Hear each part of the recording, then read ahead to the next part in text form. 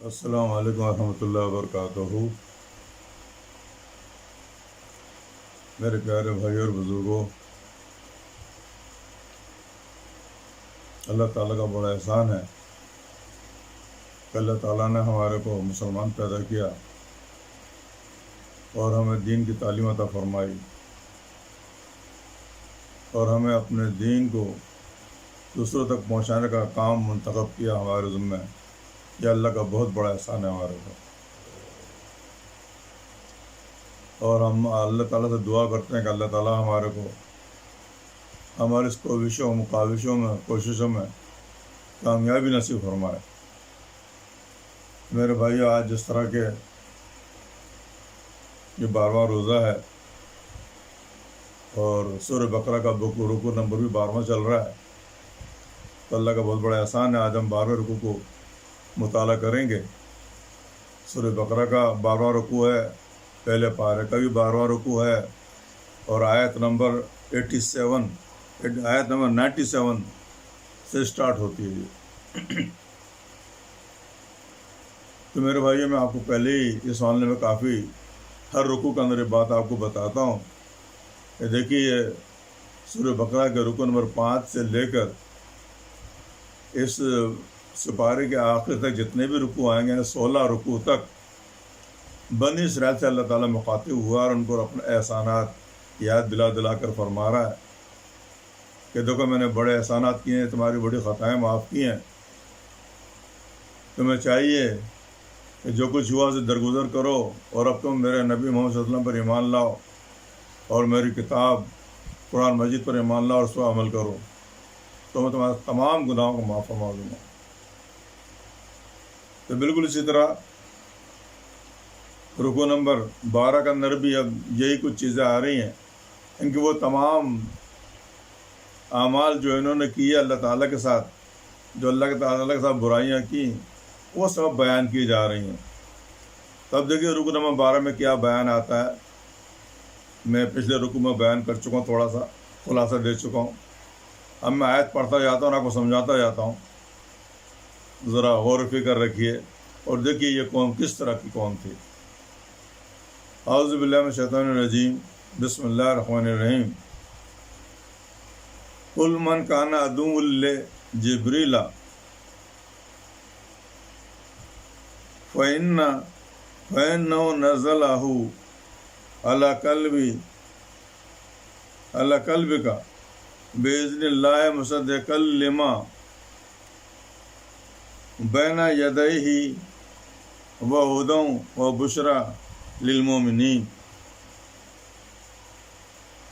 اللہ تعالیٰ اپنے اس آیت کے اندر فرماتا ہے کہ فرما دیجئے، جو کوئی ہے دشمن واسطے جبرائیل، تو بے شک اس نے اتارا اس کو اوپر دل آپ کے ساتھ حکم اللہ کے صدیق کرنے والا واسطے، جو درمیان دو ہاتھوں اس کے، اور ہدن یعنی ہدایت، اور بشرا خوشخبری واسطے ایمان والوں کے۔ یعنی اس کا صحیح ترجمہ اگر ہم پڑھیں تو اس انداز میں ہوگا کہ دیکھو، جو شخص جبرائیل کا دشمن ہو اس کو غصے میں مر جانا چاہیے۔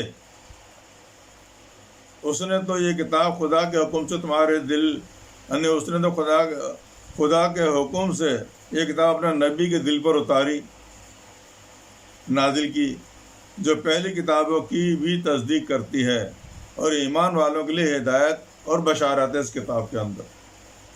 تو میں جب بھی ترجمہ پڑھوں گا ذرا آپ یہ سمجھ کے رکھیے گا کہ میں ترجمے کے ساتھ میں تھوڑا سا مفہوم بھی ملا دوں گا تاکہ آپ کو آسانی سے سمجھ میں آ جائے۔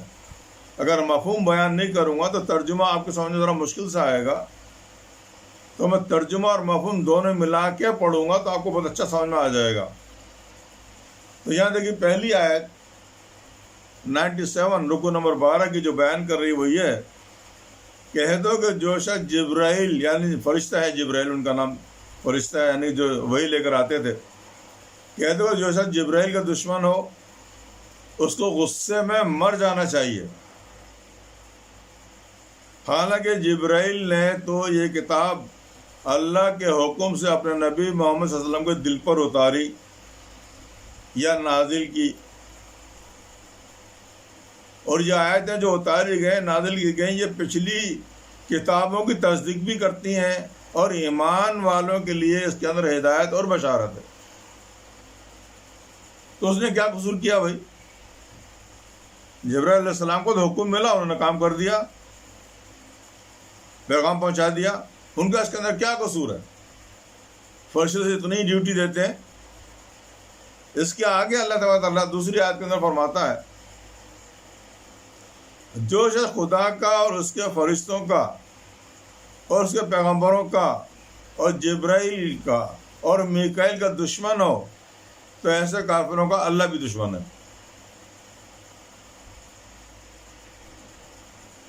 تو ظاہر ہے بھائی، آپ اگر اللہ کے نبیوں سے دشمنی رکھو گے تو کہ اللہ دوستی رکھے گا؟ دشمنی کرے گا۔ اللہ کے فرشتوں سے دشمنی کرو گے تو اللہ کے دوستی کرے گا؟ دشمنی کرے گا، یہ تو لازم ہے۔ تو اب بات یہ ہے کہ جب انہوں نے دشمنی اختیار کی ہے تو اللہ دوستی کیسے کر سکتا ہے؟ اللہ بھی دشمنی کرے گا۔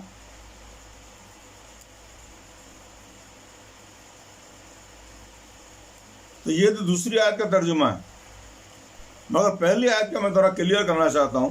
جو پہلی آیت جو اللہ تعالیٰ نے بیان کی کہ کہہ دو کہ جو شخص جبرائیل کا دشمن ہو اس کو غصے میں مر جانا چاہیے، اس نے تو یہ کتاب اللہ کے حکم سے نازل کی تھی اپنے نبی کے اوپر، نبی کے دل کے اوپر، جو پچھلی کتابوں کی تصدیق کرتی ہے،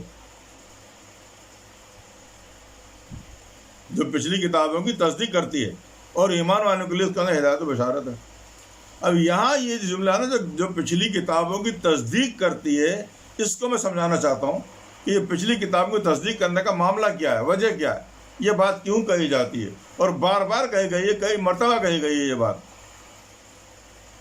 اور شاید میں تھوڑا سا گرو نمبر 11 کے اندر بیان بھی کر چکا ہوں۔ اصل میں کہانی یہ ہے کہ پچھلی کتابوں کی تصدیق کا معاملہ یہ ہے کہ اللہ تعالیٰ نے جب آدم علیہ السلام جب پیدا کیے گئے جنت کے اندر، تو ان کی پیٹھوں میں جتنی بھی روحیں موجود تھیں ان تمام روحوں کو نکالا تھا اور ایک عہد لیا تھا، اسے کہتے ہیں عہد میثاق 1 اور عہد میثاق 2۔ تو ایک میثاق ہے جس کا نام تھا عہد میثاق 1 یا 2 ہے، تھوڑا سا فرق ہے میرے کو۔ اگر عہد میثاق 2 ہے تو اس کے اندر یہ ہوا تھا کہ تمام روحوں کو پیدا کر کے یہ پوچھا گیا تھا، اللہ تعالیٰ نے کہا تھا کہ بھائی دیکھو، اگر تم اور تمہارا پیغمبر موجود ہو یا تمہارا پیغمبر وفات پا جائے اور تم موجود ہو، اور تمہاری موجودگی میں اگر کوئی دوسرا پیغمبر آئے، حالانکہ تمہارا کتاب موجود ہے پچھلی، اب ایک نیا پیغمبر آ گیا، وہ بھی اپنی کتاب لے کر آیا ہے اور وہ تمہاری پچھلی کتاب کی تصدیق کرتا ہے کہ یہ بھی اللہ کی ہے اور یہ بھی اللہ کی ہے، تو تمہیں اس پیغمبر کے اوپر ایمان لانا ہوگا اور اس کے ساتھ مل کر جہاد کرنا ہوگا۔ تو کیا تم لوگوں نے اس وعدے کو قبول کیا؟ سب نے کہا ہاں اللہ پاک نے قبول کیا۔ تو اللہ نے کہا ٹھیک ہے، تو کیا تم نے اللہ کو اس کا ضامن بنایا؟ لوگوں نے کہا ہم اللہ ہم آپ کو اپنا ضامن بناتے ہیں۔ تو اللہ تعالیٰ نے کہا ٹھیک ہے، اگر تم مجھے ضامن بناتے ہو تو میں بھی گواہی دیتا ہوں کہ میں تمہارے اس وعدے کا گواہ ہوں اور تم اس وعدے سے مکرو گے نہیں۔ یہ وہ وعدہ جو ایسا میثاق میں ہوا تھا، ایسے میثاق میں ہوا تھا، یہ وعدہ رکوع یعنی کہ سورہ آل عمران کے رکوع نمبر 9 کے اندر پہلی آیت میں لکھی ہوئی ہے۔ یہ آیت بھی میں آپ کو پڑھ کے سناتا ہوں تاکہ آپ کو تصدیق ہو جائے کہ یہ کس طرح سے وہاں لکھی ہوئی ہے، جو میں نے کہا ایسا ہی ہے یا نہیں۔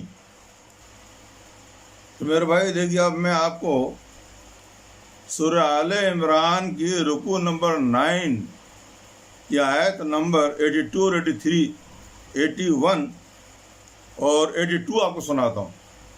یہ ہے وہ عہد جس کے لیے اللہ تعالیٰ بار بار ذکر کرتا ہے کہ تم کو ہر اس کتاب پر ایمان لانا ہوگا جو پچھلی کتابوں کی تصدیق کرتی ہے۔ سنیے اس آیت کو، بسم اللہ الرحمن الرحیم۔ میں ترجمہ پڑھ رہا ہوں، اس کے مفہوم کے ساتھ پڑھوں گا، ذرا سمجھیے گا۔ رکوع نمبر 9 آیت نمبر 81 اور 82 پڑھ رہا ہوں. اور جب خدا نے پیغمبروں سے عہد لیا کب؟ جنت کے اندر جب پیٹھ سے تمام اولادیں نکالی گئیں تو ان میں سے پیغمبروں سے اور ان کی قوم سے سب سے عہد لیا کہ جب میں تم کو کتاب اور دانائی عطا کر دوں پھر تمہارے پاس کوئی دوسرا پیغمبر آئے جو تمہاری کتاب کی تصدیق کرے تو تمہیں ضرور اس پیغمبر پر ایمان لانا ہوگا اور ضرور اس کی مدد بھی کرنی ہوگی. اور عہد لینے کے بعد پوچھا اللہ تعالیٰ نے کہ بھلا تم نے اقرار کیا اور اس اقرار پر میرا ذمہ لیا، یعنی مجھے بھی ضامن ٹھہراتے ہو؟ تو تمام اولادوں نے کہا ہم نے سب نے اقرار کیا، ہم سب اس بات کو مانتے ہیں، اقرار کرتے ہیں. تو اللہ تعالیٰ نے فرمایا کہ تم اس عہد و پیمان کے گواہ رہو اور میں بھی تمہارے ساتھ گواہ ہوں. یہ آیت نمبر 81 اتنی لمبی ہے اس عہد و پیمان کو بیان کرنے کے لیے. اب 82 سنیے آگے، تھوڑی سی چھوٹی سی آیت اور ہے. تو جو اس کے بعد پھر جائیں اپنے اس وعدے سے وہ بد کردار لوگ ہوں گے. یہ ہے میرے بھائی وہ عہد نامہ، عہد میثاق جو یہ آسمانوں میں اللہ تعالیٰ سے کر کے چلے ہیں اور اب یہاں آ کے ان کتابوں سے منہ پھیر رہے ہیں. تو میرے بھائی اب ہم واپس چلتے ہیں اپنے اسی رکن نمبر 12 کی طرف. یہ تو میں نے یاد دہانی کرانے کے لیے آپ کو رکن نمبر 9 پڑھا تھا سورہ آل عمران کا، تاکہ پتہ چلے کہ عہد میثاق ہے کیا. تو یہاں رکن نمبر 12 کی پہلی آیت یہ بیان کر رہی ہے، وہ جو بار بار جو کہہ رہے ہیں نا کہ جو پہلی کتابوں کی تصدیق کرتی ہے وہ کتاب آئی ہے تمہارے پاس. تو اس کا اصل مقصد یہ ہے کہ یہ اس کتاب قرآن مجید کو اس لیے ان کو ماننا ہے کہ یہ وعدہ کر چکا آسمانوں میں اللہ تعالیٰ سے کہ تمہاری موجودگی میں اگر کوئی دوسری کتاب آ جائے، ایک کتاب تو موجود ہے تمہارے پاس اور دوسری اللہ کی کتاب آ جائے اور جو تمہاری پچھلی کتاب کی تصدیق کرتی ہو تو تمہیں ایمان لانا ہوگا.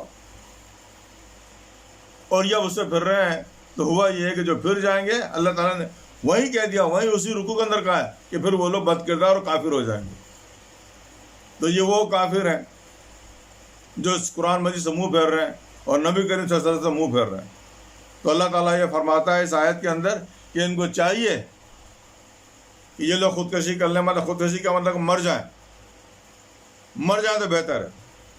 اور دوسری آیت میں پھر اللہ تعالیٰ نے کہا کہ اس فرشتے نے جبرائیل نے تو میرے کہنے کے اوپر کتاب نازل کی ہے اپنے نبی کے اوپر، ہمارے نبی کے اوپر. تو اس فرشتے کا کیا قصور جو تم اس فرشتے کے دشمن ہو گئے ہو؟ لہذا جو میرے فرشتوں کا، میرے پیغمبروں کا دشمن ہوگا میں بھی اس کا دشمن ہوں. یہ تھی میرے بھائی صحیح اس کی تشریح کہ جو لوگ اللہ کے نبی سے دشمنی کریں، اللہ کے فرشتے دشمنی کریں، اللہ ان کا دشمن ہے. تو یہاں تک تو یہ ہو گیا. اب ہم اگلی آیت کا مطالعہ کرتے ہیں.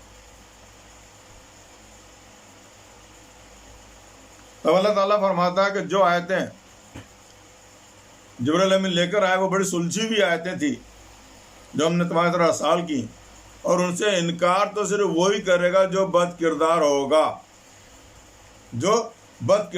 اور یاد رکھیے وہاں بھی وہ یہی کہا کہ وہ انکار وہی کرے گا جو بد کردار ہوگا. وہی جملہ یاد ہو رہا ہے کہ انکار وہ کر رہا ہے جو بد کردار ہے، اور بد کردار کافر ہے، مان ہی نہیں رہا. جو اللہ کو نہ مانے، رسول کو نہ مانے، کتاب کو نہ مانے، کافر ہے. ان لوگوں نے جو خدا سے عہد واثق کیا تھا تو ان میں سے ایک فریق نے اس کو کسی چیز کی طرف پھینک دیا. اب اللہ تعالیٰ آیت نمبر 100 کے اندر یہ فرماتا ہے. تو اب دیکھیے یہ لوگ کیا کر کے آ رہے ہیں کہ انہوں نے وہ وعدہ جو ہم سے کیا تھا آسمانوں میں، وہ عہد میثاق جو انہوں نے ہمارے ساتھ کی تھی، اس وعدے کا پاس نہ رکھتے ہوئے ہماری اس کتاب، ہماری وہ کتاب جو تورات جو نازل کی اس کو بھی انہوں نے نہیں مانا. اور اب جو ہم نے کتاب نازل کی قرآن میں اس کو بھی نہیں مان رہے اور اس کو اٹھا کے کونے میں پھینک دیا، اس کی بھی تصدیق نہیں کر رہے. ایسے پھینک دیا جیسے کسی چیز کو پھینکتے ہیں. حقیقت یہ ہے کہ ان میں اکثر بے ایمان لوگ ہیں. بات یہ ہے کہ ان میں لوگ ہی بے ایمان ہیں، جس کی وجہ سے بے ایمانی کی وجہ سے ایسا کام کر رہے ہیں. اور جب ان کے پاس اللہ کی طرف سے پیغمبر یعنی آخر الزماں، اب اگلی آیت نمبر 101 اللہ تعالیٰ فرماتا ہے، اور جب ان کے پاس وہ نبی، وہ آخر الزماں پیغمبر جو محمد صلی اللہ علیہ وسلم ان کے پاس آئے اور ان کی کتاب آسمانی کتاب کی تصدیق بھی کرتی ہے، وہ کتاب لے کر آئے، تو جن لوگوں کو کتاب دی گئی تھی یعنی توریت، ان میں سے ایک جماعت نے خدا کی کتاب کو پیٹھ پیچھے پھینک دیا، گویا وہ اس قرآن کتاب کو جانتے ہی نہیں. ایک جماعت نے، سب نے نہیں پھینکا، کچھ لوگ ان میں نیک بھی ہیں. تو اللہ تعالیٰ فرماتا ہے کہ سب نے انکار نہیں کیا، مگر ان میں زیادہ تر لوگوں نے انکار کیا. وہ جو ماننے والے چند ایک ہیں، تو چند ایک لوگ ہیں جنہوں نے اقرار کیا، باقی تو لوگوں نے کتاب کو اٹھا کے پھینک دیا. اور اب وہ ہماری کتاب قرآن مجید کو جو ہم پیغام دے رہے ہیں کہ اس کے بعد ایمان لاؤ، ایمان نہیں لا رہے، پھینک دیا. اب اس کے بعد اس کتاب کو جب پھینک دیا انہوں نے، توریت کو بھی نہیں مان رہے، قرآن کو بھی نہیں مان رہے، اور رسول کو بھی نہیں مان رہے، محمد صلی اللہ علیہ وسلم کو نہیں مان رہے. اچھا، ہو یہ رہا ہے ان کے ساتھ، اسرائیلی میں تھا، بنی اسرائیل کے ساتھ میں، کہ یہ لوگ کسی بھی طرح سے نبی کریم صلی اللہ علیہ وسلم کو ہرانے میں ناکام ہے. یعنی کہ کسی طرح سے بھی ان کو زچ نہیں کر پا رہے کہ تمہاری کتاب بھی جھوٹی ہے، نہیں بول سکتے، تم نبی جھوٹے ہو، نہیں بول سکتے. انہوں نے ہر طرح سے ٹرائی کر لیا کہ ہم اس نبی کے اوپر کوئی بھی فوقیت نہیں لے کے جا سکتے، اس لیے کہ ان کے پاس وہ کتاب موجود ہے جو ہمارے پاس ہے.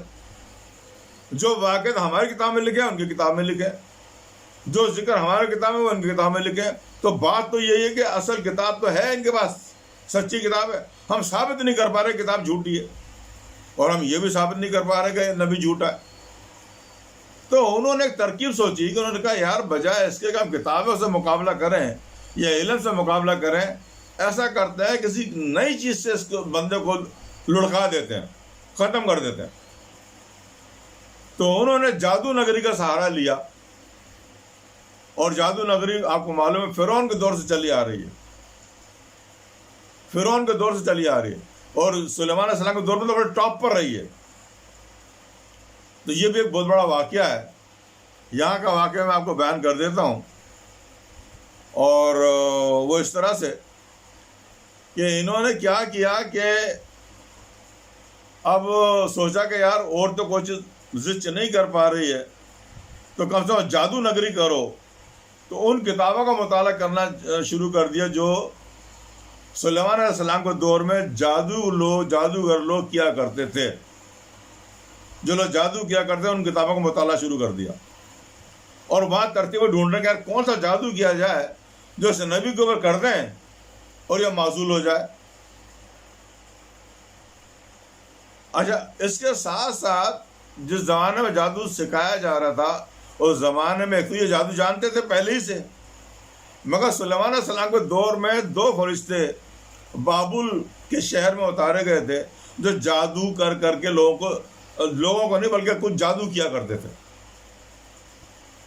اور ان کا جادو ان سے بھی زیادہ پکا اور بڑا مضبوط جادو تھا. ان فرشتوں کا نام دیا اللہ تعالیٰ نے ہاروت و ماروت، اس کے اندر نام دیا ہوا ہے. سورہ بقرہ کے اندر اسی رکوع کے اندر نام دیا ہوا ہے.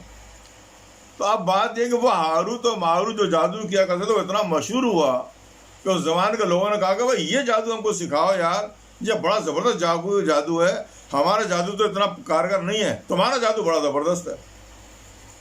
تو ان فرشتوں نے کہا دیکھو بھائیو، ہم تو کسی آزمائش کے چکر میں اس دنیا میں اتارے گئے ہیں، اور جو ہے نا کہ ہم یہ جادو ہم نہیں جانتے، ہمیں تو کسی نے دیا ہے، اور یہ ہم کسی آزمائش کے طور پہ کر رہے ہیں، یہ ہم کسی کو سکھاتے نہیں ہیں، اور نہ سکھانے کا ہم کو کوئی حکم ہے. مگر انہوں نے بڑے لارے لپے دیے، بڑے بول بچن ڈالے، بغل آخرکار وہ جادو سیکھا. اور سیکھنے کے بعد سیکھا بھی تو کیا سیکھا، اس جادو میں جو بات سیکھی انہوں نے وہ یہ سیکھی کہ میاں بیوی میں اختلاف کیسے پیدا کیا جائے. کیوں یہ لوگ وہ لوگ ہیں جو سیکس فری لوگ ہیں.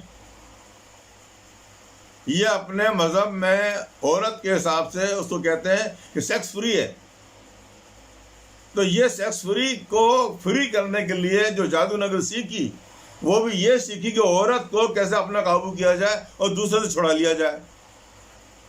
تو میاں بیوی میں اختلاف کرواؤ، اس کی بیوی کو چھین لو اور اس کو دھکے دے دو. یہ جادو ان لوگوں نے سیکھا ہاروت و ماروت سے. اس کے باوجود کہ وہ منع کرتے تھے، اللہ کا حکم تو نہیں تھا، مگر یہ اللہ نے کہا کہ ٹھیک ہے جادو ہے، اب مانگ رہے ہیں تو سکھا دو. تو انہوں نے بارہ سکھا دیا. اب سکھا تو دیا انہوں نے، تو اب انہوں نے اس سے فائدہ ہوتا. انہوں نے پھر وہ کتابیں اٹھائیں جو سلیمان علیہ السلام کے دور میں جادو کے اوپر بڑے ٹاپ پر تھیں، اور وہ ان دو فرشتوں کی تھی جو ہاروت و ماروت کی تھی. تو اب انہوں نے وہ کتابیں چھاننا شروع کر دیں. تو اللہ تعالیٰ فرماتا ہے اس رکوع کے اندر کہ دیکھو میرے پیغمبر سلیمان نے تو یہ گناہ نہیں کیا، اس نے کوئی جادو نہیں کیا، اس نے کوئی ایسا ظلم نہیں کیا، وہ اس سے بالکل مبرہ ہے، اس نے کچھ بھی نہیں کیا. جو وہ الزام ڈالتے ہیں کہ ان کی حکومت جو ہے جادو کی وجہ سے چلتی تھی، تو اللہ تعالیٰ فرماتا ہے نہ اس کی حکومت کسی جادو سے چلتی تھی، وہ تو اللہ کا نبی تھا، میں نے اس کو حکومت دی تھی، اس کو وہ چلا رہا تھا. جادو سے اس کی کوئی حکومت نہیں تھی، لیکن ان کو سلیمان علیہ السلام کو بدنام کیا ہوا تھا انہوں نے. تو خیر انہوں نے پھر اس جادو کو آج اٹھایا اور اٹھا کے اور نبی کریم صلی اللہ علیہ وسلم کے اوپر جادو کیا. جس طرح آپ کو معلوم ہے کہ آخری پارے کا قل اعوذ برب الفلق اور قل اعوذ برب الناس کے اندر بھی یہ بات بیان کی گئی ہے کہ اللہ تعالیٰ نے قل اعوذ برب الفلق اور ناس اتاری جب ان کو نبی کریم صلی اللہ علیہ وسلم کو جادو ہو گیا. تو وہ یہی جادو تھا جو انہوں نے کیا. سورہ بقرہ جو ذکر ابھی یہاں پر ہے وہی جادو ہے جس کو اتارنے کے لیے سورہ آل عمران سورہ قل اعوذ برب الفلق اور قل اعوذ برب الناس اتاری گئی. تو اللہ تعالیٰ یہاں فرماتا ہے کہ دیکھو انہوں نے یہ جادو نگری پڑھ کے میرے نبی کے اوپر جادو تو کیا. بڑا افسوس ہے ان لوگوں پر، بڑا افسوس ہے. کاش کہ بجائے سے کہ جادو سیکھتے اور جادو کرتے، اگر یہ میری کتاب قرآن مجید کے اوپر ایمان لے آتے تو کئی گنا زیادہ فائدہ اٹھاتے. تو اللہ تعالیٰ فرماتا ہے کہ ان کے فائدے کی چیز تو یہ تھی کہ یہ قرآن کے اوپر ایمان لے آتے، میرے نبی کے اوپر ایمان لے آتے اور ایمان لا کے وہ عمل کرتے جو میرے دوسرے صحابہ کرام کر رہے ہیں، جو ہمارا نبی کر رہا ہے. تو یہاں میرے پاس پورے رکوع کے اندر یہی بات بیان کی گئی. تو اب میں نے یہاں یہ رکوع یہاں ختم ہو رہا ہے، یہ ختم ہو گیا. اب اس کا خلاصہ جو ہے وہ دیکھیے یہ بنتا ہے کہ اللہ تعالیٰ فرماتا ہے کہ ان یہودیوں نے پچھلی کتابوں کو نہیں مانا، پیغمبروں کو نہیں مانا، اور کسی طرح سے ہرانے کے لیے لگے رہے کہ نبی کریم صلی اللہ علیہ وسلم کو ہرا دیا جائے، اور وہ ہارنے میں بھی نہیں آتے تھے. تو جادو کا سہارا لیا. تو اللہ تعالیٰ نے کہا کہ ٹھیک ہے جادو کا سہارا لیا تو کتنا برا سہارا لیا، اگر کاش یہ میری کتاب کا سہارا لیتے تو آج میرے نزدیک ہوتے، میرے قریب ہوتے، میری رحمتیں ان کے اوپر نازل ہوتی. تو اللہ تعالیٰ نے ان کو افسوس فرمایا اس بات کے اوپر. تو ہمیں بھی چاہیے کہ ہم جادو نگری کے اندر کبھی جادو کا کوئی کام نہ کریں، تعویذ گنڈوں کا کام کرتے ہیں، میاں بیوی کے اندر نقصان پہنچاتے ہیں، بھائی بھائی کو نقصان پہنچاتے ہیں. کوئی ایسا تعویذ گنڈا جو کسی دو مسلمانوں میں نقصان پہنچائے، دو مسلمانوں میں نفرت پیدا کرے، ہم کو نہیں کرنا چاہیے. ہم لوگ یہی سب کچھ کر رہے ہیں، اور اللہ تعالیٰ یہیں سے فرما رہا ہے کہ اور یہ بات بھی یاد رکھو، جو لوگ ایسے تعویذ گنڈے کرتے ہیں کہ دو مسلمانوں میں نفرت پیدا کرتے ہیں، آخرت میں ان کو کوئی صلہ نہیں ملے گا. آخرت میں ان کا کوئی صلہ نہیں ہے. وہ جو دنیا میں فائدہ اٹھا رہے ہیں تعویذ کے ذریعے سے اٹھا رہے ہیں، آخرت میں تو سوائے ذلت کر کچھ نہیں ہے ان کے پاس. تو اللہ تعالیٰ تنبیہ کر رہا ہے ہم کو بھی، اے لوگوں یہ جادو نگری چھوڑو، یہ تعویذ گنڈے چھوڑو، اللہ کی عبادت میں لگو، قرآن پڑھو، قرآن سے فیض حاصل کرو، اور میرے نبی سے فیض حاصل کرو. تو میرے بھائی میں اس رکوع یہاں ختم کرتا ہوں، اور کل انشاءاللہ تعالیٰ رکوع نمبر 13 شروع کریں گے. وآخر دعوانا ان الحمدللہ رب العالمین. اللہ جو ہم نے پڑھا ہے تو سمجھا، اس پر عمل کرنے کی توفیق عطا فرما. اللہم صلی وسلم علی سیدنا محمد وعلی آل سیدنا محمد کما تحب و ترضی وانت صلی علیہ.